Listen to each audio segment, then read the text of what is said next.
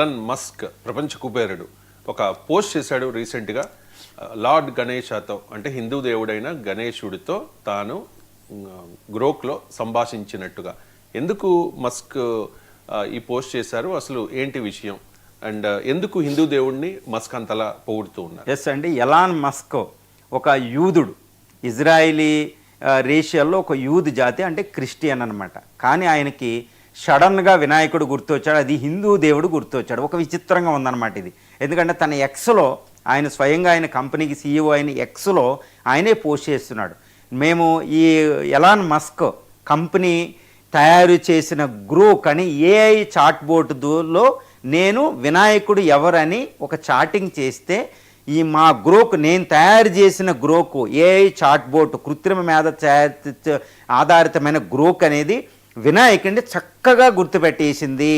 నేను ఎవరు డిస్క్రైబ్ చేయమన్నా, వివరించమని అడిగితే వినాయకుడు హిందూ దేవుడు, అందరూ పూజించే హిందూ దేవుడు అని గ్రూప్ చెప్పిందండి. అదేవిధంగా హిందూ దేవుడు ఎవరంటే దేనికి ప్రాతినిధ్యం వహిస్తున్నాడంటే ఆయన అన్ని కష్టాలు, విఘ్నాలను పోగొట్టే ఒక దేవుడు. అంటే to remove the obstacles for the human, అంటే విఘ్నాలని పోగొట్టే దేవుడు, ఒక ఆది దైవం హిందువులకి అని చెప్పింది. కరెక్ట్గా మా గ్రూప్ చూడండి ఎలా చెప్పిందని ఆయన పోస్ట్ చేశాడు. అంతే, వెంటనే ఇండియా అంతా అది హైలీ వైరల్ అయిపోయింది, ప్రపంచం అంతా వైరల్ అయింది. ఎందుకంటే ప్రపంచ కుబేరుడు అంటారు. హ్యూమన్ మానవ చరిత్రలోనే ఫస్ట్ ట్రిలియనీర్ అవ్వబోతున్నాడు ఆయన. బిలియనీర్ కాదు, ట్రిలియనీర్, $1,000 బిలియన్ అధినేత అవ్వబోతున్నాడు. రీసెంట్గానే ఆయన ఒక కంపెనీ టెస్లా 25% షేర్లు ఇవ్వబోతుంది.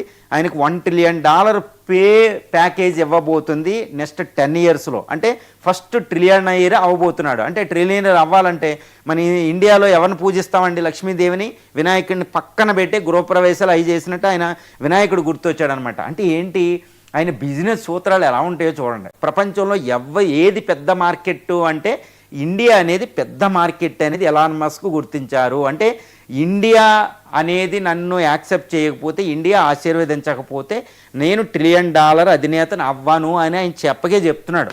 ఇది మనకి చాలా ఉపయోగమే. ఎందుకంటే మన హిందూ దేవుడిని పొగిడాడు, భారతీయ దేవుడిని పొగిడాడు అనేది మనం సంతృప్తి చెందకూడదు.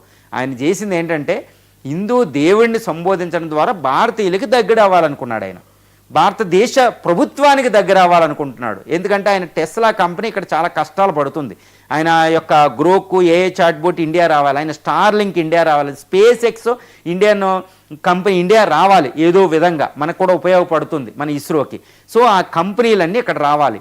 ఆయన నెక్స్ట్ 10 ఇయర్స్లో ఒక 10 లక్షల హ్యూమనాయిడ్స్ని అమ్మబోతున్నాడు. రోబోట్స్ అమ్మాలి, టెస్లా యొక్క సెల్ఫ్ డ్రైవింగ్ అమ్మాలి. ఇలాంటి నిబంధనలు ఉన్నాయి. అప్పుడు ఆయన $1 ట్రిలియన్ అవుతారు. అంటే ఏంటి, ఇండియా మార్కెట్ 142 కోట్ల మంది ఇండియా మార్కెట్, రైజింగ్ ఇండియా అనేది ఆయన స్పేస్ ఎక్స్కి, ఆయన టెస్లాకి, ఆయన యొక్క గ్రోక్కి, ఏఐ చాట్బోట్ ఇలాంటి కంపెనీలకి ఆధారం అవ్వబోతుంది. కాబట్టి ఇండియా మనసులు గెలవాలనుకుంటున్నాడు, ఇండియన్ మనసులు, అదేవిధంగా ఇండియన్ గవర్నమెంట్ మనసులు గెలవాలనుకుంటున్నాడు. అందుకనే గ్రోక్ మన వినాయకుడిని బ్లెస్సింగ్ అడిగినట్టే ఆయన అడిగాడు.